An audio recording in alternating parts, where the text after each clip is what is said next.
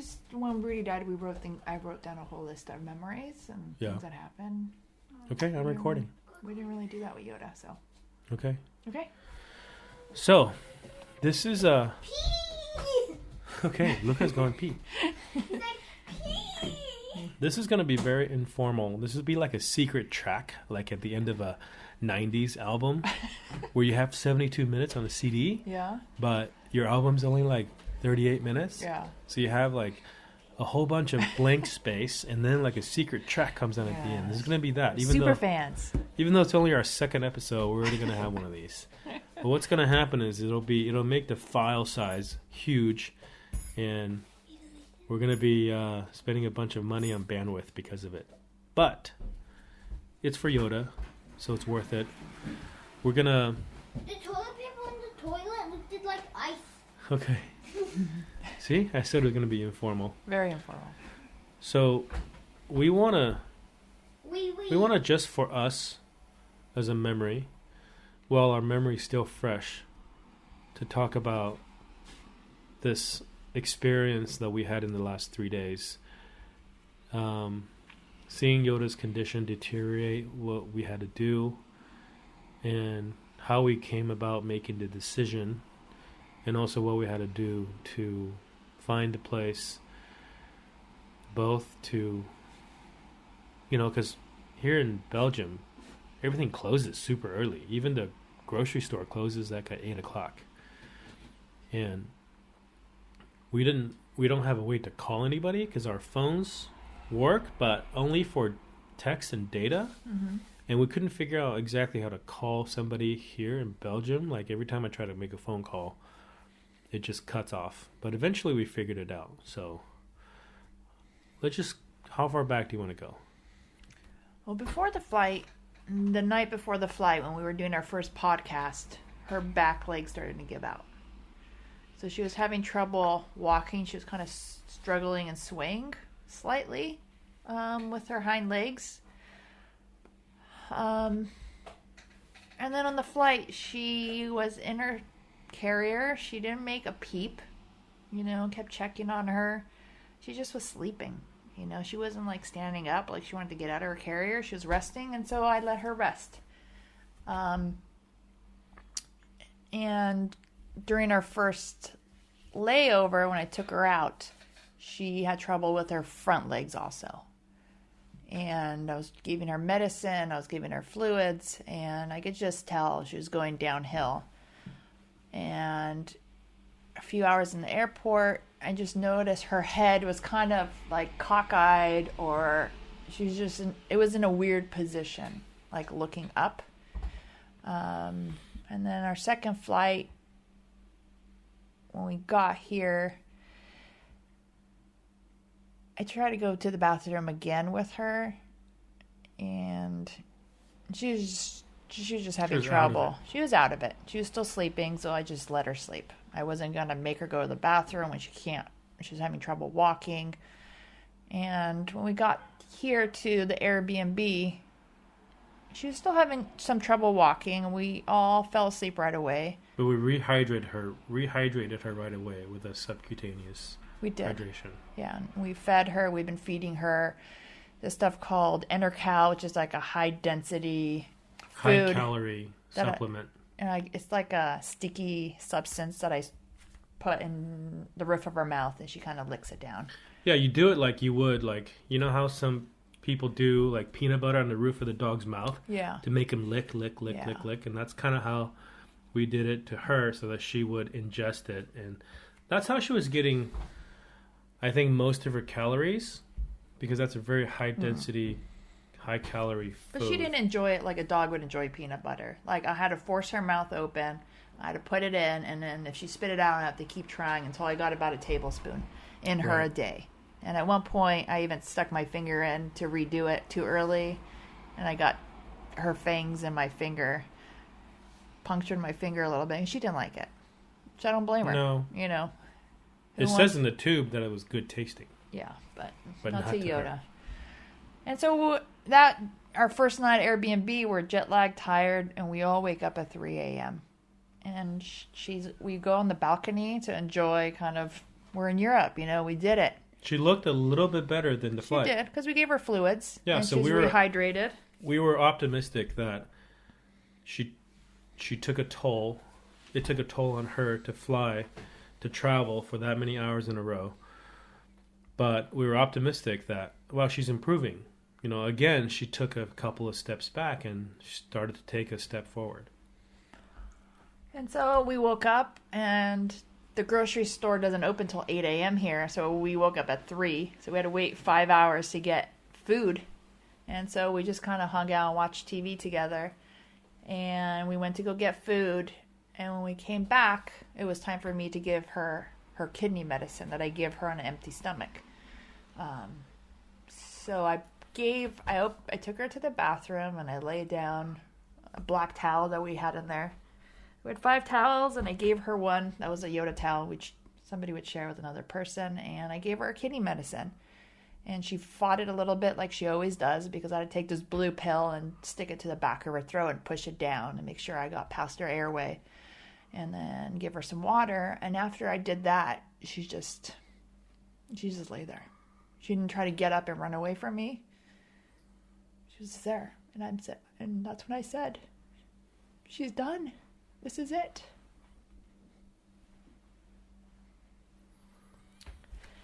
And that got everybody upset when I said that. Yeah.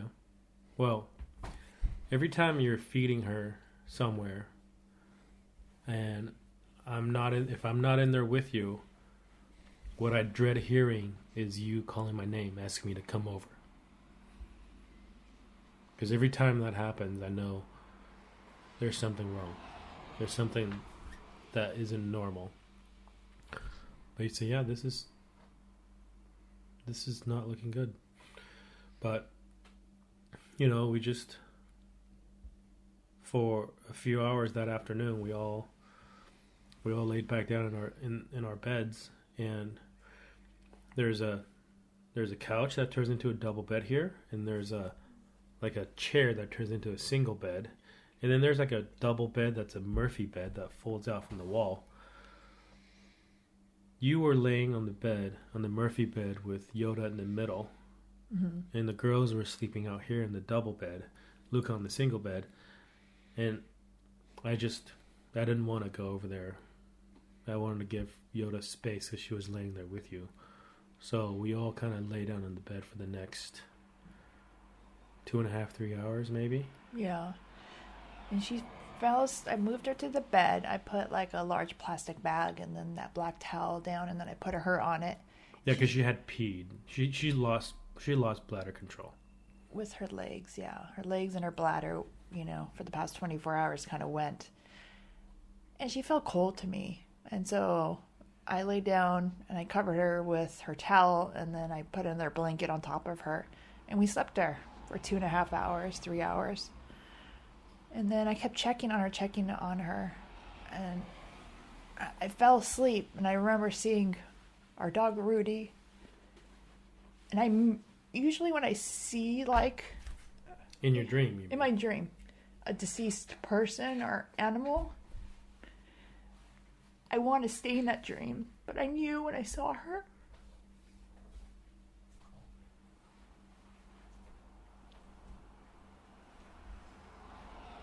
that today was the day. So I immediately woke up and I looked at her, and she was still there. And a few minutes after that, she kept putting her paws on my face and pushing my face. And then she turned her body, and then she put her arms or her paws on the other side and kind of pushed her way forward on the bed. And then she did it again, and she kept hitting me in the face with her paws. And it felt like she wanted to get off the bed. So I lifted her up and I put her on the foot of the bed, and she started kind of like army crawling or kind of scooting her way toward the balcony. And when I saw her, she would actually get up and walk a couple steps, but then she'd have to sit back down again and rest. Exhausted. Yeah. And then she did that probably 2 or 3 times before we finally just got up and carried her to the balcony, because she wanted to just be out in the balcony. Mm-hmm. So that's when we all sat out there in the balcony with her. we all took turns just petting her and putting her in the sunshine where she'd prefer to be. And that's when you just notice her breathing was labored. Yeah. You can see, usually when she's sleeping, you can see her breathing, but you have to really pay attention. But now this time she was taking big gulps of air, and then her chest was moving way up and going way down. And her eyes were half open, but she wasn't moving her eyes. They were just half open and staring straight ahead. And when I, try to open her eyes, 'cause she had eye gunk, and I was trying to clean her the past month or two. And one of her eyes, their eyes were dilated differently. Yeah, they weren't. One was super dilated and one was not dilated at all. So I don't know which one. I guess she was out in the sun, so the one that was super. Or maybe she had one more open. It's just her eyes weren't working. No. Her eyes were failing. Her eyesight was failing, and she was just staring straight ahead. And she was labored. And then every once in a while, she would meow. But she would make this really kitten-like meow sound. Yeah, it was so different. I guess she was in pain, or her voice was going out, or. Yeah. And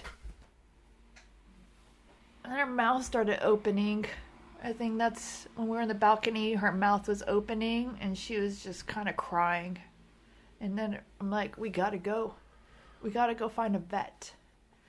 But before we left, we took pictures with her. We took a final picture with her like we did with our dog Rudy. It's so sad to look at those pictures. And before we took her, I just wanted to cut a piece of her fur. One of her white whiskers. She always had even as a kitten, she had a white whisker, one single white whisker. And we saw it fall off one day, years and years ago when she was still very little. We thought, oh no, her white whisker fell off. But it grew back in the exact same place. So they're just, even though she's just, to other people, she was just a regular old black cat. But if you look really closely in the right light, she has these tabby stripes on her. Yeah, like dark brown stripes. Yeah. A little patch of white fur on her neck. That usually sits under her collar. And it seems messed up that I want to do that, but I just wanted to save a piece of her. Yeah, and it was hard because she was very skinny. And when you pulled up her skin to cut, like you don't know if you're pulling up too much, are you actually going to cut her or if it's just hair. At this point, she didn't care. She couldn't really respond to a lot of the things we're doing. But so we had been in communications with a vet that was like a few miles away that we weren't able to walk to, but we were going to try because we knew at this point that she was not comfortable, definitely in pain. And she had gone beyond the point of no return. So there was another vet that was really close, but it had really bad reviews on Google. So I didn't want her last moment to be a negative experience. So I didn't want to go there. But we had no choice. We couldn't call this other vet. And she would respond to us by email. We went email through her website, and she sent us a couple of emails saying, yes, we can do this, we can do that. But then when we said we have to come over right now, she didn't respond. And then as we were leaving here to walk over there, right outside the front door, she replied and said, I can't see you today. So we had no choice but to go to this other vet, which is just down the street from here, really close. And we didn't even call. We just showed up. We walked through the door, went in the waiting room, and we can hear him talking to another patient's owner with another animal. We waited for, 10, 15 minutes. And her eyes had really dilated at this point, and her eyes were not responding to light. She wasn't looking anywhere. She wasn't looking anywhere. For all we know, she could have lost consciousness already. But there was that while moment. We're sitting there waiting in the waiting room, we're all looking at her and petting, and out of nowhere, she lifted her head up, looked right at Marlene, and just had like meowed one last time. And we don't know if that was like a reflex or some kind of neural response to something that was happening to her, or if she was consciously trying to give us one more last goodbye.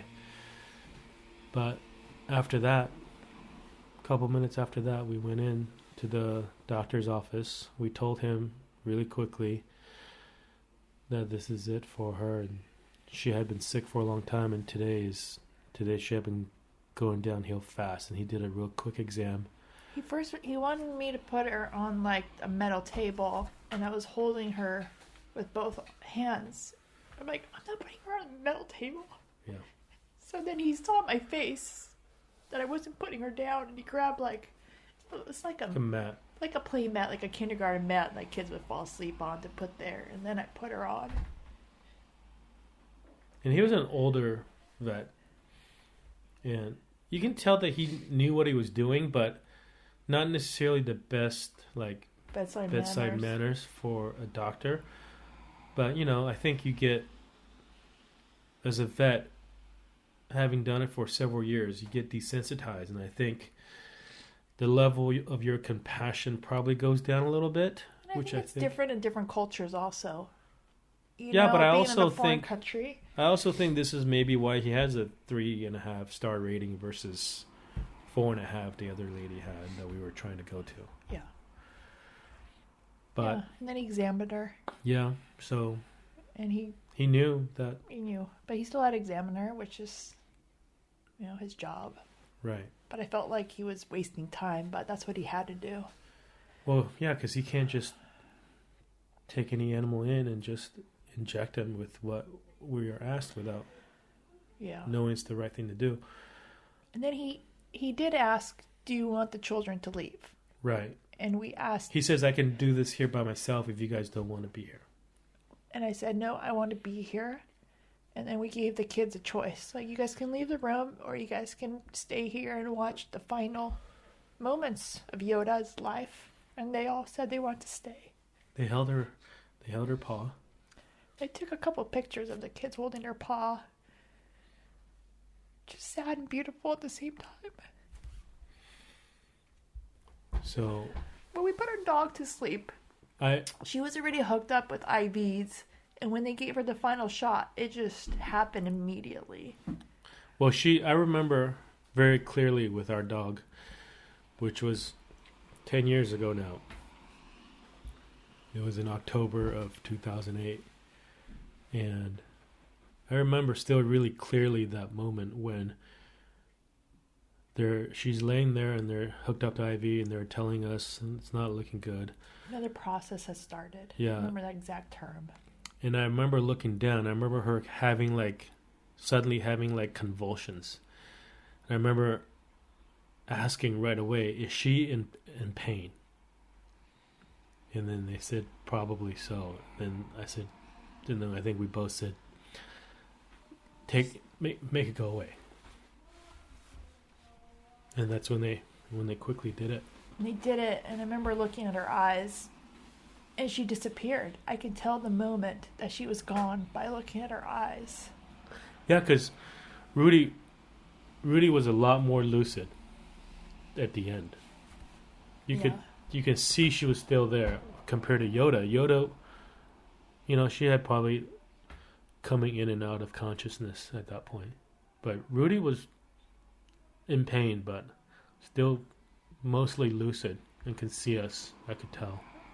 So the doctor first had to give her anesthesia, like a shot, to numb get her to go to sleep.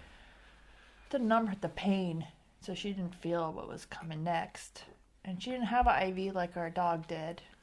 So then after a few minutes of us saying goodbye and holding her, he gave her the first part of the final shot, which I think went straight into her heart.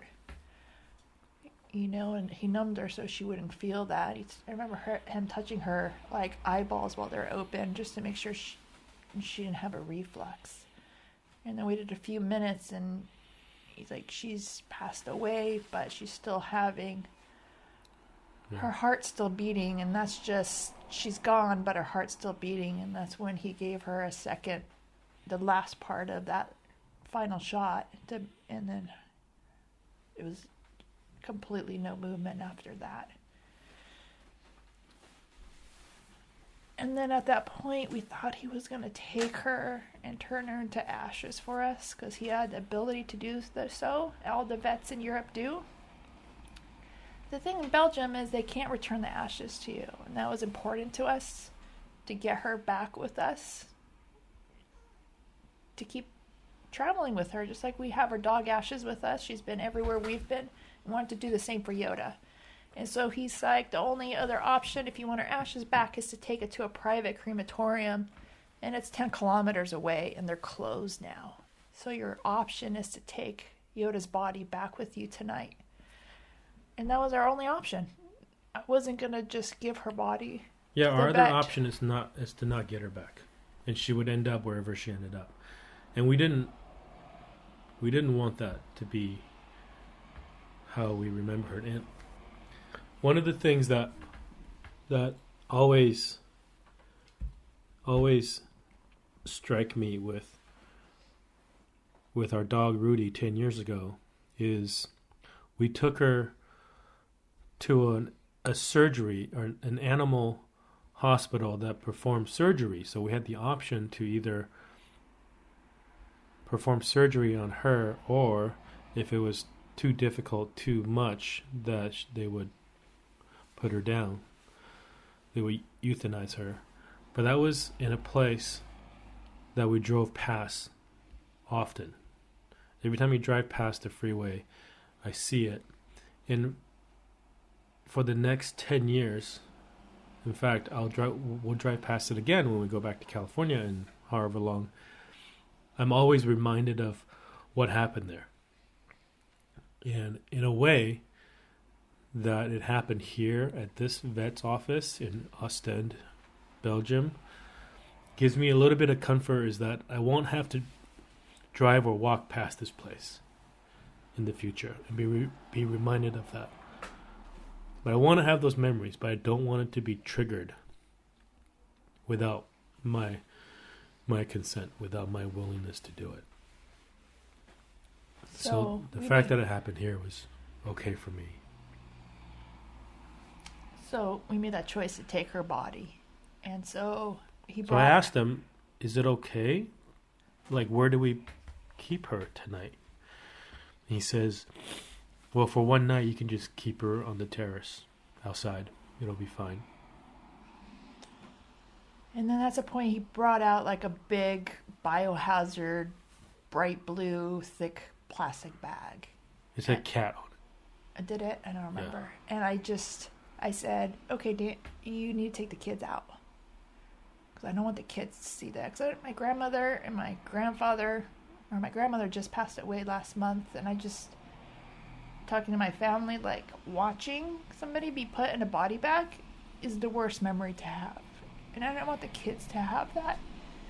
So they all went back to their waiting room, and he took this out. And I tried not to look at this blue bag. I just, like, kind of like a horror movie where you're, like, peeking through the blanket, which I do. I kind of did the same thing where I'm kind of watching just to make sure he's, you know, I just didn't want him to F it up somehow, you know. I didn't want him to treat her with respect still.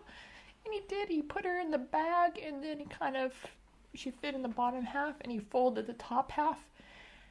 And he took the cat carrier up, and then he asked me to put her back in the cat carrier. And I'm looking at this bag, and I'm like, I don't know which side is her head and which is her bottom, because I don't want to put her head first into this bag and then have her upside down as I carry her back to our apartment. So I asked him, where's her head? And he did. He went to the bag, and he felt the bag, and he's like, the head is here. And she was actually going to be put upside down. So he rotates her, and that's when I think we maybe both put her in the bag together. And I zipped her up. And then he's like, you know, while the kids were there, he's like, the best thing you can do is go out and get a new kitten right now. I'm like, it's probably really good advice for people that have a lot of animals and animals are just a thing to them, but Or have a house. live in a house. But just getting the kid in right now is like, we so crazy. And he's like, it'll make you forget all this pain. I'm like, you're probably sort of right, but I just can't. We still haven't got a dog after 10 plus years. Yeah. And that night, when we came back, I probably woke up like 4 times that night. And every time I got up, I walked to the sliding glass door of the balcony and I pulled the shades over, just looked down to make sure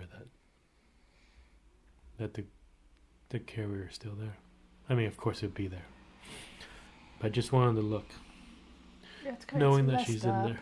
It was messed up to have her outside. No, but I just want to make sure that nothing was wrong, and also it felt kind of a little bit of relief that even though she can't be inside because her body has no immune system to fight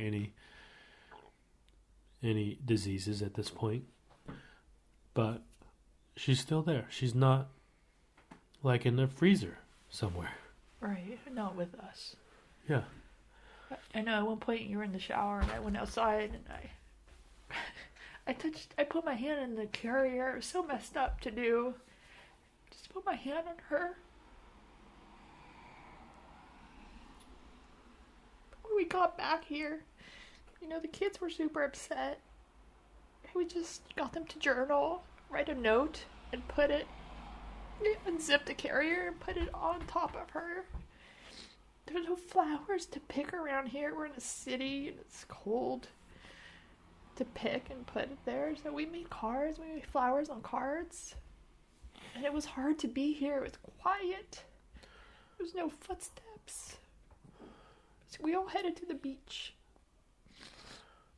For the last 16 years, when we had her, she would sleep on the bed with somebody. If not sleeping on like Rudy's bed when we used to still live in a house and had Rudy. But every time you got up out of bed, you gotta make sure that you're not like stepping on her or squishing her or sitting on her. Like 16 years of doing that is kind of a really hard habit to break. And every time you come inside the house, open the door to where she's at, whether it's in the Airstream or coming out of the bathroom or anytime you kind of open the door slowly, so just in case she's on the other side, you don't like hit her. So even the last couple of days after she's gone, we come back from the store to this Airbnb. Just for a split second, when I open the door, I look in the room thinking that I see her walking towards us. But of course, she's not there anymore. Yeah, it's the quiet. The hardest It's weird time. because we have 3 loud kids. 3, and she's like invisible compared to how loud and boisterous these kids are. But when she's gone, you notice the part of her that filled our lives. You notice I can't, going back into the van, I don't know how it's going to feel because we regularly ask each other, where's Yoda in the van? She's either on our bed or on the kids' bed, up on top or underneath the kids' seats. I'm sure when we get back in the van, there'll be moments for a split second we'll just forget. And we'll look for her. But she won't be there. But her ashes will be there with us, though, just like Rudy's has. So next morning, they're not good sleep. Well, we called first the night before to the crematorium after we got the vet who euthanized her, gave us information for the crematorium. We looked it up. It was about 10 kilometers away in a small town pass out in the countryside. Which I felt really lucky that was a place that was a pet crematorium. Yeah, because we don't... Like, where would you find one in the U.S.? I've never seen one. I don't know if it's a common thing in Europe, in Belgium, or not. But there is one here. Maybe it is a common thing. I think if we were in Croatia, this happened. Maybe not in Croatia. It was like they would be crude about it. Well, in Croatia it would be different because if we're in Croatia, we'd probably be at your parents' property. Then we would have a place where we can bury her and leave her there. And it'll be okay for us that she stayed there. But here, we had to figure out once again how to get over there without a car, and we figured out that we can take a bus. We took a bus. We picked her off the terrace first, and I was scared like liquid was gonna come out. You know, like when you die, gas and liquid, and you just have to be careful. And that bag is just folded. Yeah. And it's not... I was so careful lifting her... But she was very dehydrated. She felt heavier. Like, physically, like, physics, there's no way she's heavier, but her center of gravity was off. She's just like, when kids fall asleep while you're carrying them, they just feel heavier, even though they're not actually heavier. But just having her on my back, and it was like... a little bit of like digging into my shoulder, which I've never had with her before, and all the travel we did the day before and 2 days before.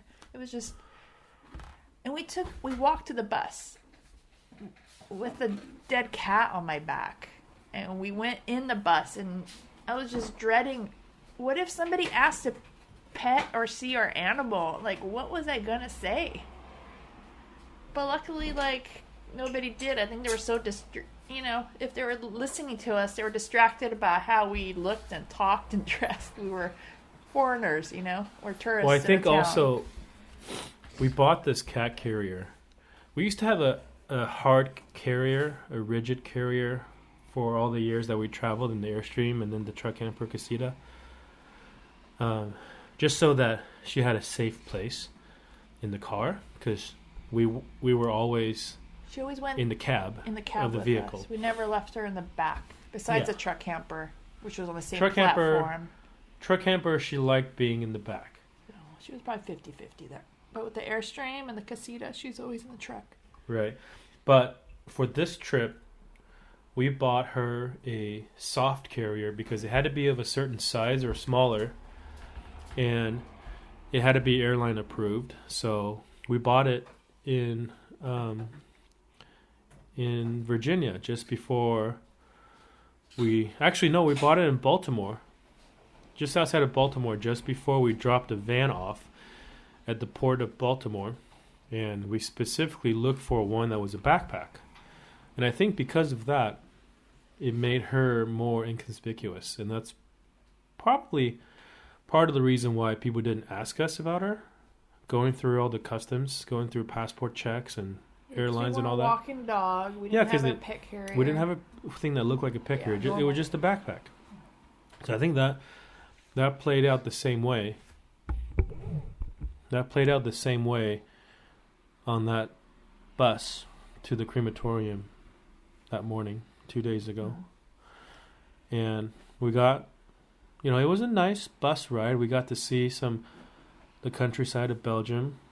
A lot of similar scenery that we saw riding the train in from Brussels. We got out there. We walked probably, a kilometer, maybe between half and 3/4 of a mile. There was a pet hospital next to a crematorium. It was a really nice building. It was really clean, really. You can tell that when you go to this crematorium, you can tell that the people here love their pets, because there are like memorials, there are pictures of people's pets that they've brought here. There are people that have lost their pets, and then there's like a big cork board that had all these pictures of their deceased pets pinned up on the wall. And in all the waiting rooms, there were probably like 4 waiting rooms. In all of them, they had music and tea lights, candles lit on the table while we waited. Flowers while we waited. And the women that worked there was really compassionate, and they all speak English, so it made it really easy for us. Yeah. And she asked us, what we wanted to do. Do we want to? They had all these different containers, different boxes, or made of metal or stone or wood that we could put her ashes in. But ultimately, we decided that we don't know what we want yet, and we may just put her in the same box that Rudy's in. So she was totally fine. She's like, you don't have to buy anything. We can take care of it all for you. And, when you're ready, we'll come, we'll get her, and then we'll bring her ashes back to you within an hour. And she asked then also, do you want us to shave off some of her hair for you to keep? And we have a little tuft that we got the day before, but we thought it wasn't a very big clump. We're like, sure. So she said that she would, and she would also give us a paw print from her, which she did. And we waited. In an hour, she came back. She gave us a little Ziploc bag, and she had like a good chunk of her fur. Yeah. And also, she noticed, you can tell she's very detail-oriented. She probably looked through her and noticed that there was a white patch that's under her collar, just on her throat, where her Adam's apple would be. There's that white patch of hair. And she said, she pointed to it, looked at us. She was going to say something. Oh, we knew. Like, we said thank you. I mean, she wasn't just like a technician that was there to do it. You can tell she kind of, takes care of. She takes care of them. Because she showed us a box. She's like, open the box up. You can look at her ashes. And we never opened Rudy's box up. It's like in a wooden box with like a little metal thing that says Rudy on it. And we've never opened it. We've been too scared to open it. And after an hour of the process, she brought back the ashes, like just in a cardboard box. And she's like, she opened it up. Would you like to look at it? And we're like, okay. And we looked at it, and it wasn't like ash, like a campfire ash. Which I guess it had colors. It's like, it was bone fragments, and it kind of looked like a rough beach. Like if you go to a beach that's not, like the sand isn't like super pebbles. Fine. It wasn't like pebbles either, but it was like broken coral. Like if you went to a broken coral beach, it kind of looked like that. And her bones, and there was like sprinkles of like turquoise and orange and red in it, which I researched later is like everything's gone except the bones. And then all those colors are minerals from her bones. So it was really pretty. And then she opened up, like, her paw print was, she's like, we have a copy here always. So if you lose this, we'll always have a copy of it. And then a little white patch. Mm-hmm. That white patch broke me. It's hard to see that. We didn't ask for that. She just knew that it was something we would have wanted to keep. She wouldn't have known. She wouldn't have known about her white whiskers at this point, because at the end she had probably like 6 or 7 white whiskers. But we got that for ourselves. That was easy to cut. I think they got to shave her fur, which we did. Yeah, they could go right to the skin, where we were doing it with like little tiny like, toiletry scissors. And we were doing it in high stress situation, trying to say goodbye to her and get out the door to find a random bed in town. Right. It wasn't We didn't. Well, had we left her at the vet, not only would we not be able to get her ashes back, and I think the reason why we wouldn't be able to get her ashes back is because they cremate multiple deceased animals at the same time in like a pile, I think. So they wouldn't know whose ashes are whose. Or maybe it's illegal here too. No, I don't know because Like, how many animals die a day in one vet office? Not that many. They don't just save them for that long. no, but because from the first vet that we communicated with by email, she mentioned something about like a single cremation versus like a multiple I cremation. just assumed they had like a little like oven in their office. Well, I don't know because she said if you want it to be single cremation, it has to be done elsewhere. Yeah. So I don't know if they do or if they just, yeah. I always thought like the process of us taking Yoda's body back and turning her into ashes ourselves was really messed up. But a couple people commented like they actually had to do that themselves, and it helped. Like, that you're getting your pet's ashes, your actual ashes back, and it kind of completes a cycle. Yeah. I always thought that. I didn't. I just thought, somebody else took care of Rudy's ashes for us. We didn't even know they were turning her into ashes. We didn't know we were going to get a box. Like, we were so upset we had no idea. I remember. I don't remember at all. I remember it was a big surprise. I remember wanting her ashes back, and I remember them asking about. They also did a paw print, which they did it in like a plaster cast. Yeah, I remember asking for that, and I remember when yeah, I remember that, but they did a similar thing here, but I think it was not something that is fun to do for sure, but I almost wish that we could have done the same thing with Rudy rather than leaving her there, being there and having done like a single cremation, knowing that it was hers. Because what if they cremated Rudy with other animals and then we got like, I don't know, a mixture of multiple animals' ashes? Well, let's not think about that. Okay, but we know that Yoda is with us.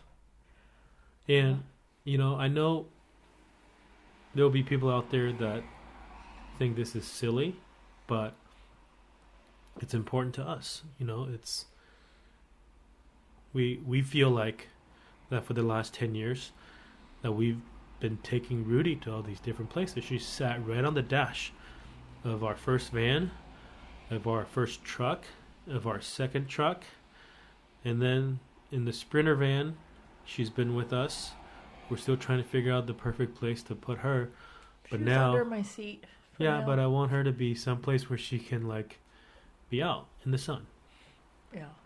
And maybe we'll figure out a place for both her and Rudy to be on the sun together. I think we need to build a little platform. So the Sprinter, everything's like Slopes down, which is not good. So maybe we just build a little shelf.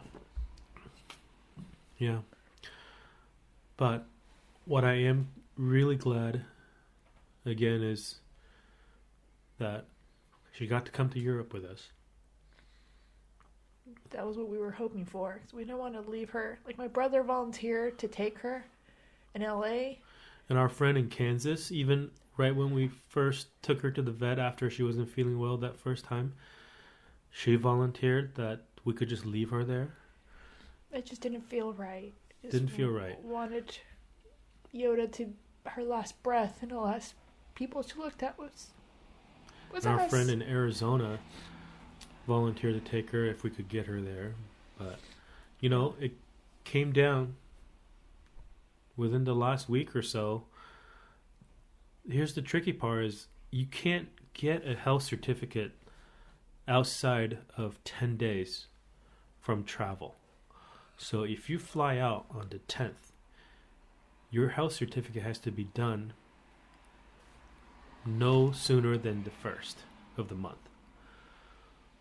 So when we took her in on the exact day that we were able to take her in within our 10-day window, we had to know right away whether or not she was going to pass or not. Because if she didn't pass and we weren't able to bring her, we had to spring into plan B right away, when plan B was going to be one of us buying a flight on an airline that doesn't require health certificates domestically, and just fly her to one of these plan B locations, whether it be your brother or a friend in Arizona or somewhere where we feel like that at least whoever was taking care of her knew us well enough that they knew how much she meant to us.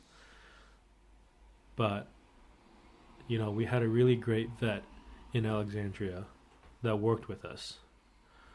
And we're grateful for him. And we're grateful for our friends, Jeff and Becky, that helped us out while we were staying there, that recommended him. And it allowed us to bring her along and to have her final moments be in our arms. Yeah, like when we were trying to get an Airbnb in DC, we booked one, and then at the last minute, that Airbnb flooded because it was in a basement Airbnb. Like, if we went there and I didn't get canceled, we could have had a whole different path. We could have went on a different vet who wouldn't have passed her. Yoda could have been in LA or wherever right now.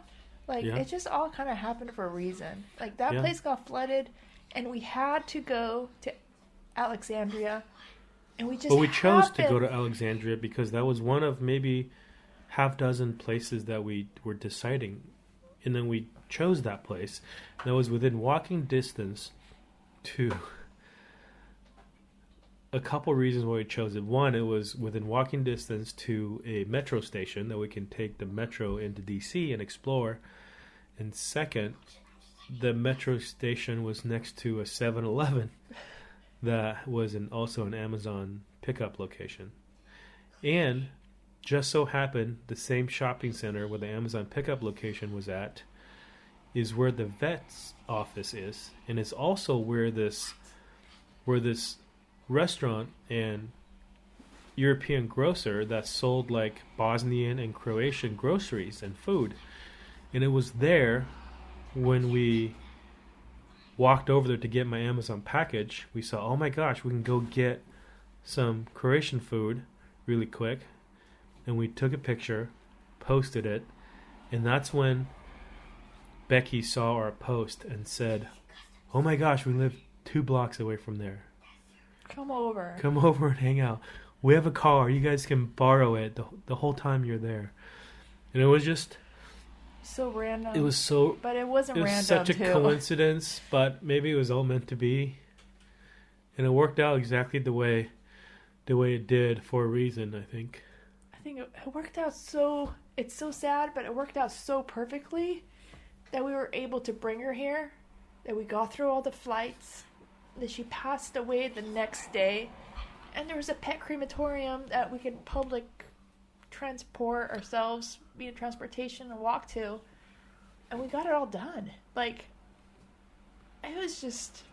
Everything fell into place somehow. Yeah. It's so strange. Yeah. And then we can walk to the beach from here. And which is what we did after we came back from the crematorium. We just needed some fresh air. And it was just right there. The beach was right there too, and we can just... The kids can run and smile and laugh a little bit again, you know? It was a rough day for everybody. And this is something that they'll remember. And I had dogs when I was about their age, and I remember 2 of them passing. One of them was just really old, and the other one was like somebody like tossed like a bag of poison over the fence and like poisoned it. But those are all really vivid memories in my mind. But this process was like sheltered away from me. Like I didn't have to deal with, okay, what do you do with now you have a pet that's passed away? The adults took care of it. But Yoda means so much to these kids that I wanted them to remember her. And I think this is one way to remember and appreciate her for being in our family. And I think it's a healthy way where they see us sad and we're expressing our sadness, and it's okay for them to express their sadness too. Nothing is like hush hush, you know? They're free to have their emotions, and it's not bad. It's healthy and it's normal, and I think it'll help them be better adults that they'll have to deal with this. This is part of every day. Well, maybe not every day, but this is part of your life. Life is about good days and bad days, and life is about being born and going to the other side. And I think knowing what to look for and what to expect hopefully will give them a better understanding just about life in general. This is such a downer part of the podcast, but I just really wanted to remember the details, even if we never listen to it again. Like, you have to listen to it again to put it together. But maybe I will, maybe I won't. Maybe I'll just like start and done. Yeah, I mean, this second part of this podcast is going on over 50 minutes now, so it's almost as long as the first one. So this is like a double. And for those of you that are not following us on social media anywhere else and just happen to stumble across this second episode, part 2 of our second episode, this is probably really heavy, really quickly. I promise that other episodes won't be this heavy. It better not. Most likely it won't be this heavy.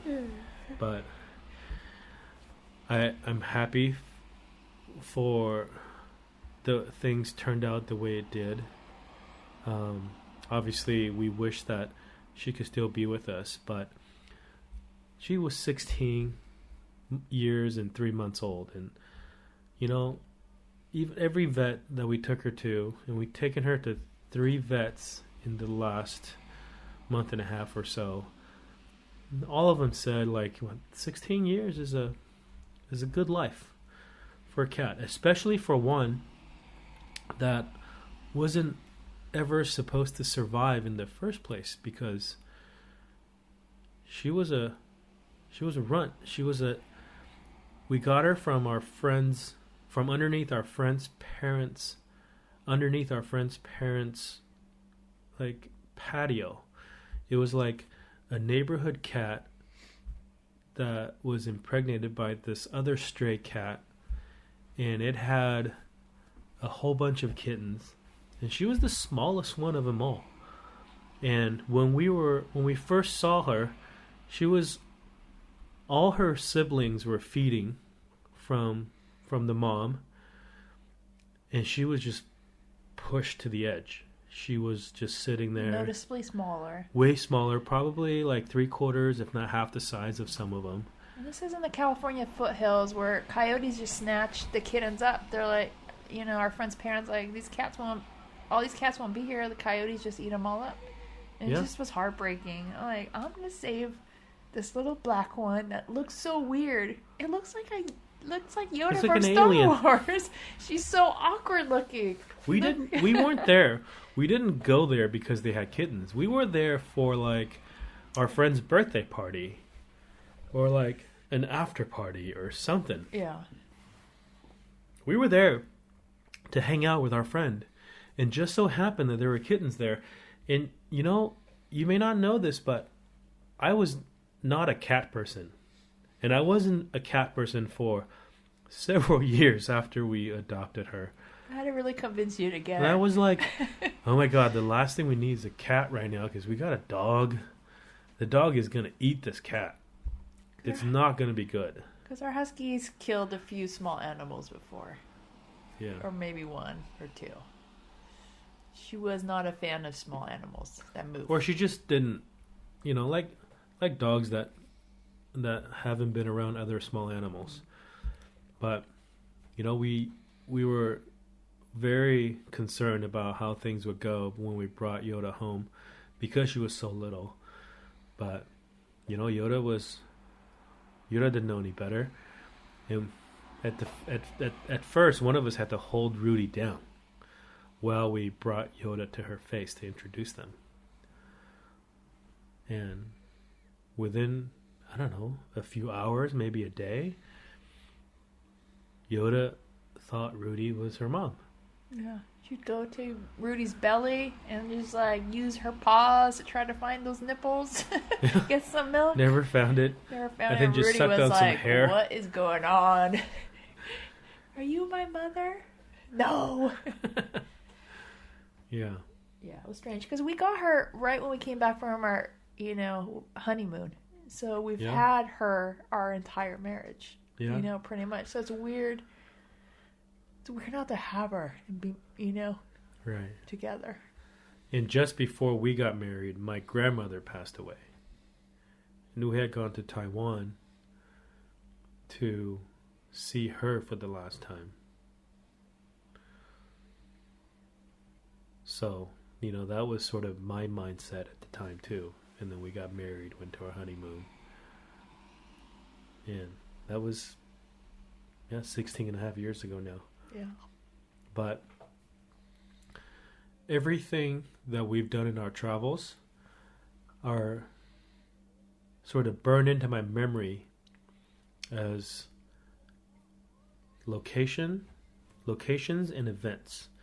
And I can clearly remember times and places, exactly how old we were, how old the kids were, based on where we were and what happened. And this is definitely going to be one of those moments. September 18th, 2018. We're in the town of Ostend, Belgium, waiting for our van to get here so we can start traveling Europe. This is going to be one of those days that will just be always in our memory. A random town that we thought we'd never remember. Or Yeah, we'll always again, remember now. we picked this town just randomly. We could have stayed in Bruges, we could have stayed in Brussels, we could have stayed Antwerp. in Antwerp, any of these towns within, a train ride from the port. But yeah, this is the town we ended up choosing, and now we'll always remember this town. So, well, we're coming up on an hour of this second part of this episode, so we should probably end it. Yeah. But, I know it's heavy, but it's healing for us, I think, to talk it out. I didn't want to put anything really on Instagram stories, but I just went for it. It's healing for us, and it's a memory, and not everybody will listen to it. And thank you for those that did listen to it. It was important for us to share. And this is also exactly the type of thing I would want to share on this podcast. Things that are a little bit more personal, things that goes a lot more in depth than any of the other platforms where we share our lives and stories. And just like everything else that we've done, just like our blog, just like our Instagram and our YouTube and now our podcast, it was always intended as a way for us to remember our lives, so that we can come back to it and revisit it when we're older, when the kids are older. So I'm glad that we have these memories now recorded in this episode. Maybe years and years and years from now, our kids will be older and they'll be able to listen to this with their kids. Or maybe hundreds of years from now, somebody would dig this episode up and figure out some way to play an MP3 file. Look at these cavemen with the podcast. And listen to it and wonder, wow, animals and humans had to die back then. They couldn't live forever. So, wouldn't that be something? Yeah. So, thank you guys again if you made it this far. You guys are awesome. And I hope to meet all of you guys soon or at some point. Thanks for listening. Good night.